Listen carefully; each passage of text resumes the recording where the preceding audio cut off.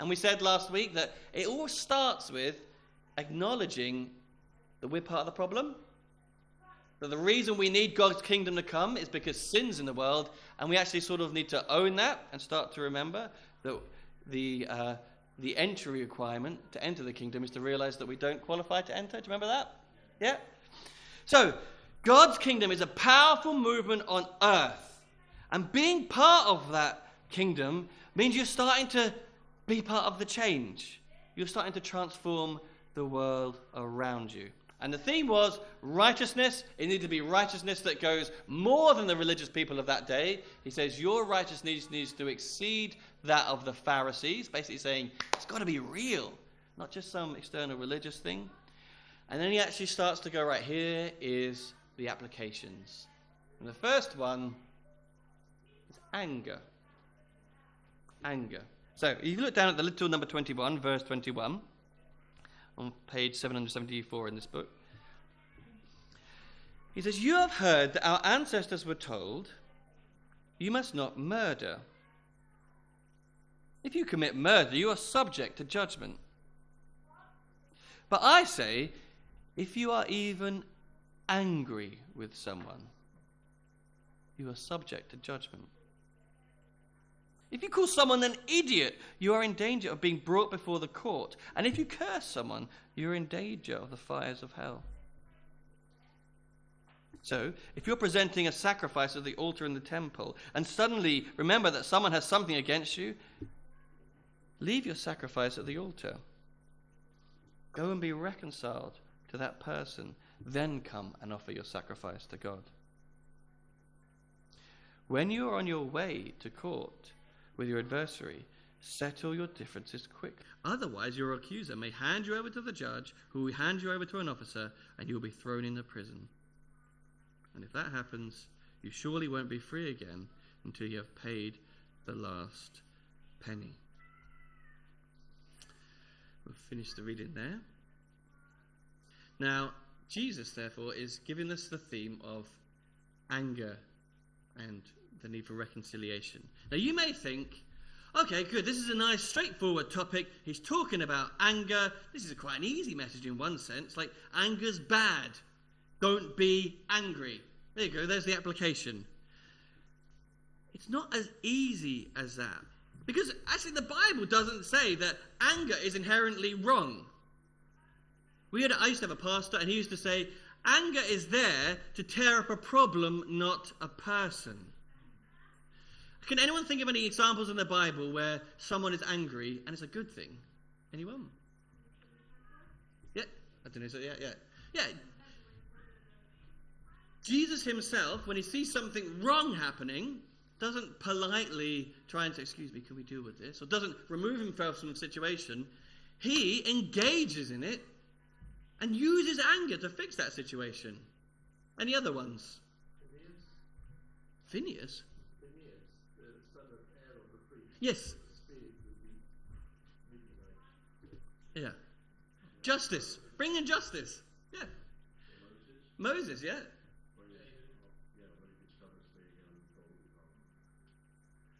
These are all situations, like if everyone remembers that, then God is talking to Moses on the mountain, and when Moses comes down the mountain, God's people have completely abandoned God.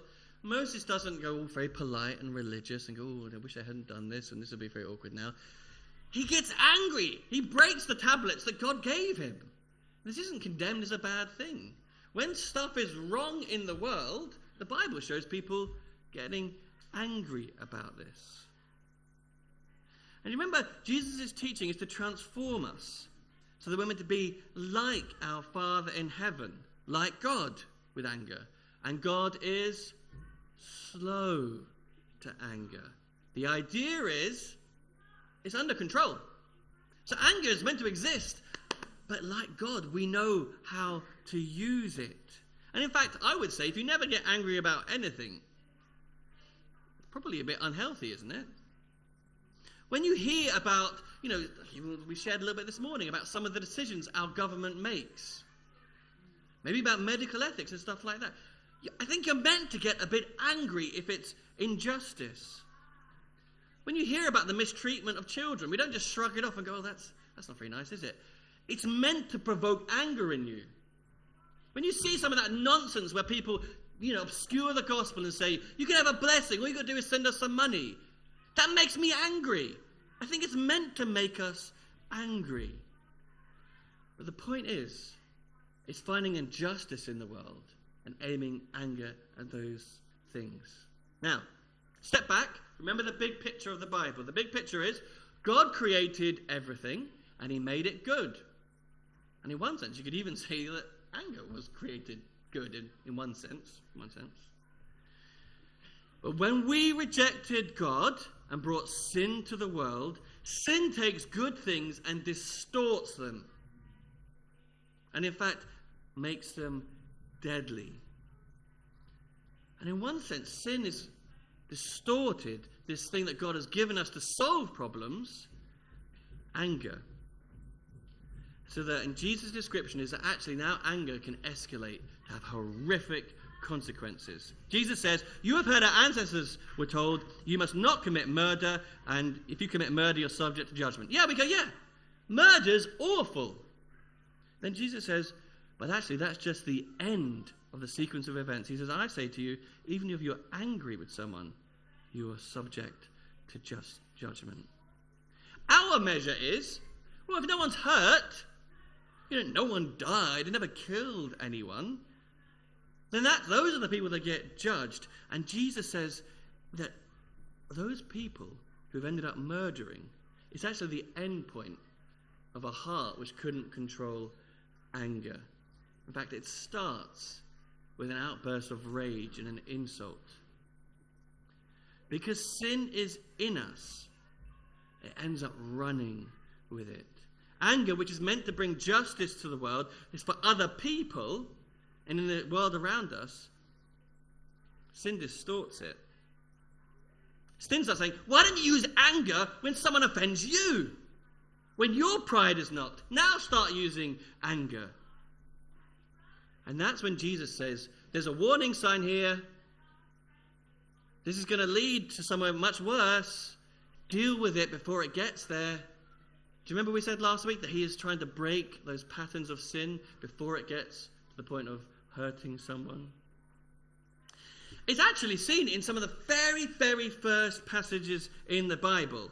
That big picture, a good world, sin enters. Remember Adam and Eve? Eve sees the fruit and eats. And then sin is in the world all of a sudden. What is the first sin? Anyone remember? Rebellion. So Eve's done that one. Then what's the first sin that the Bible describes after Eve eating the fruit? Murder. And what happens? Yeah, what's the name, sorry? Cain and Abel. Does everyone remember that? They're almost like, I shouldn't say this, but the Oasis Gallagher brothers. They're like the original Gallagher brothers. It just seems to be that there was no hope for peace with them. I'm going to just read from the very first part of the Bible. This is Genesis chapter 4. And it says, when it was time for the harvest, Cain, one of the brothers, presented some of his crops as a gift to the Lord. Think what Jesus is saying about gifts at the altar. Abel also brought a gift, the best portion of the firstborn lambs from his flock. The Lord accepted Abel's and his gift, but did not accept Cain and his gift. It says, this made Cain very angry, and he looked dejected. His pride was knocked. He's taking this personally. So God deals with him. He says, why are you angry, the Lord asked Cain. Why do you look so dejected? You will be accepted if you do what is right. But if you refuse to do what is right, watch out. Sin is crouching at the door, eager to control you. You must subdue it and be its master. Isn't that the same thing Jesus is saying? I can see sin is crouching at you now at the level of anger. It could escalate much worse. It carries on, verse 8. One day Cain suggested to his brother, let's go out to the field. And when they were in the field, Cain attacked his brother Abel and killed him. And I think it's very clear that this is the account that is in Jesus' mind. That first description of sin is when pride and jealousy gets provoked. And when it's not guarded, it's crouching at the door, it escalates so quickly into something devastating. God says, watch out, sin's crouching. I'm going to be honest. The New Living Translation that we use here is usually really, really good. It's not at its best here, because actually what it does is, if you read this passage that Jesus is talking about, it says the word person a lot. In the original, it actually uses the word brother, and it's explicit, this word adelphos, it means brother. So if you read it again and think, so if you're offering your gift at the altar, and remember your brother has something against you, leave your gift before the altar and go. First be reconciled to your brother, and then come and offer your gift. Then you can clearly see a bit more that Jesus is making that link to offering gifts, having anger with your brother so that it doesn't escalate. He's saying, like Cain and Abel, anger was left to boil, and it overflows into something damaging, even into murder. Because we are sitting here, we're reading this, and you might have heard it as I read along and said, well, it doesn't affect, I'm never going to murder anybody. I just know I won't. I'm a good person.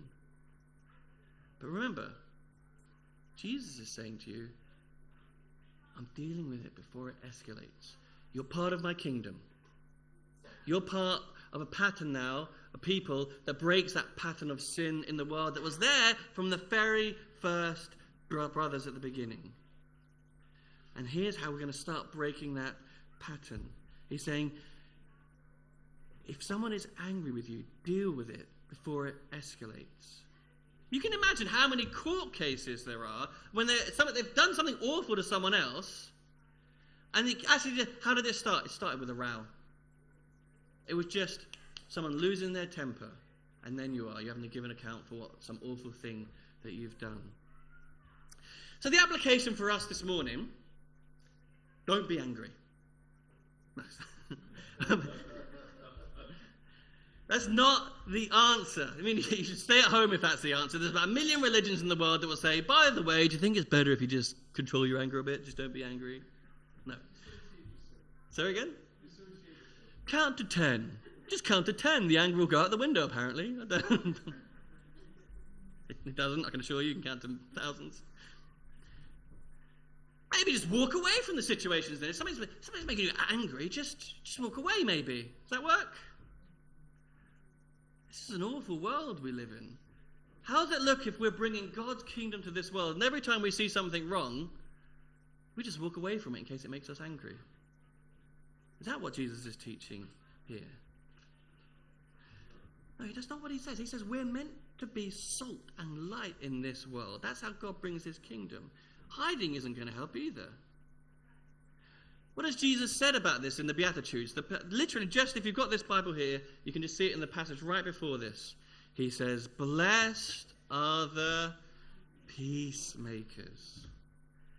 Blessed are the peacemakers. It's not just a case of don't be angry. It's not just a case of leave. It's actually, we're meant to have an effect in this world. Jesus says in verse 24, go and be reconciled to that person, and then come and offer your sacrifice to God. When you're on your way to court with your adversary, settle your differences quickly. Resolve that situation through peace, reconciliation, not vengeance. And as we do this in a really small way, we're bringing a bit of God's peace to this warring world. You're acting, if we use that religious word again, redemptively. You're buying back a little bit of this world for God and his kingdom. You're bringing God's kingdom on earth, as we say, your will be done on earth as it is in heaven. So, to help us think about this, just as we sort of close, say, for example, it never happened, I'm sure it never happens, but someone wrongs you. Then they're completely out of order in what they do. It's clear to everyone that they're the one who's in the wrong. And you explode in anger. You get to say you're given both barrels. You get to articulate yourself perfectly. They are very clear what they have done wrong. So is everyone listening. You feel, I definitely told them what's what. They definitely know why they were in the wrong there. Everyone else looks on, goes, wow, what drama happened there? There's something to talk about this evening. Is the problem solved? Well, you feel like sort of, maybe. Like you got it off your chest, didn't you? How do you feel? Do you feel good after that? Every time you see that person again, what does that feel like? Good. Oh, yeah, there's that person. I tore their head off. Painful. Awkward. That's the world we live in, to be fair. It feels awful. Now, just if you can think, and hopefully these are some situations where we have experienced this. Another equally bad situation. We've been wronged. There's some tension, some sin, some disrespect. But as it's being discussed, someone, just doesn't matter in one sense who, someone puts their hand out in a really humility. He says, I'm sorry for what I've done in this. I'm sorry. Not excusing the things, not just saying, actually, it's all fine, who cares about it, but just being honest and saying, as much as I try to, can we reconcile over this? Just some gesture of making peace. Maybe you hug. Maybe then you make that awkward joke about it and you just laugh about it, stuff like that. How does that feel? It feels amazing. And in fact, when you see that person, if it works out, you'd still be realistic about whatever you fell out about. But often, when you see that person again, you've actually got a closer relationship with them, haven't you, than before, because you've sort of been through the mill with them. Got the weird. I'm only sharing this illustration because it came on last night when I was having to do some work at home. You can guess what the work was, isn't it? Hoover in the wall. And then it was just on, and I'm saying that, it just came on because I'm not really a big fan of this stuff. Take That. You heard the band Take That? Yeah, I don't know much about them until this thing came on yesterday about them, right? And they talked about these two characters, the main Gary Barlow and Robbie Williams, and they fell out. And they fell out big time, and it was in the newspapers, and I'm really sorry for giving this illustration, by the way, but it's in the newspapers, and they would just like really have a go at each other. He'd call the other one fat, and he'd say, well, you can't sing, and it's just really, really public. And they would just all this ice over it. And then something happened, and one of them reached out and made a phone call and said, can we meet? And apparently it was awful. And they had an awful conversation where they aired it all. You said this about my song. You said I was too fat and all this. But they said by the end of the evening, they were rolling on the floor, giggling with each other. And then they said, and it was one of the best nights of their life. How weird does that sound? In one time, I'm only sharing it because I was like, yeah, that's what we're talking about here. Like, you can go from the worst situation, but when reconciliation happens, you go, that's one of the best nights of my life. How weird is that? But that talks about the power of what we're talking about here, doesn't it? That Jesus is talking about, isn't it so much better to have reconciliation, to make peace with people, before it escalates to get to a point where you can't turn back. And that's how, in our own small ways, we start to bring God's kingdom to the world. This is how we embody God's kingdom in time and space. We know that this is God's way. We know it for a fact, because this is what he's done for each one of us in this room. If we look at our lives, you can just stop and think for 5 minutes that, if there was a way we could present a slideshow of the lives that we have lived, we recoil because we go, there's so many things in my life where I will have offended God, where all I literally did was tell God to go away, I don't care anything about him. Not with my words maybe, but what I did in my actions.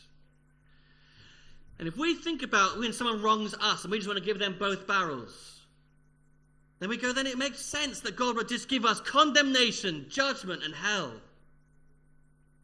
Because that's how we treat people. But our God says this, he has no pleasure in the death of the wicked. He doesn't want anyone to perish.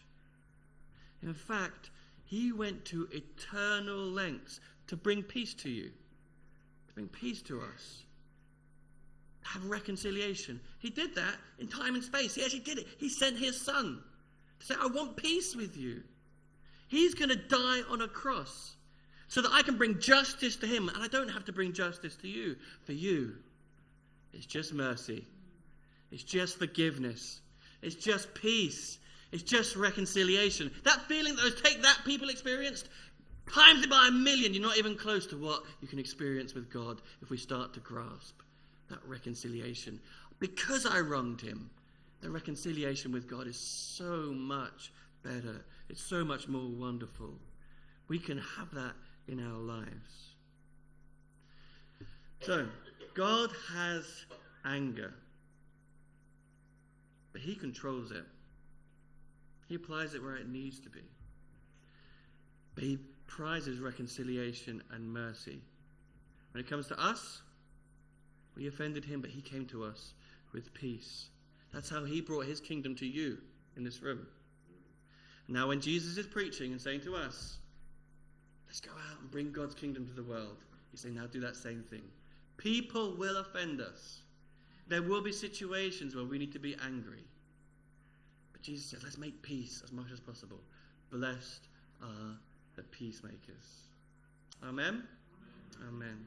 Thank you, guys. I'm going to pray, and then maybe we can close in a song. Is that all right?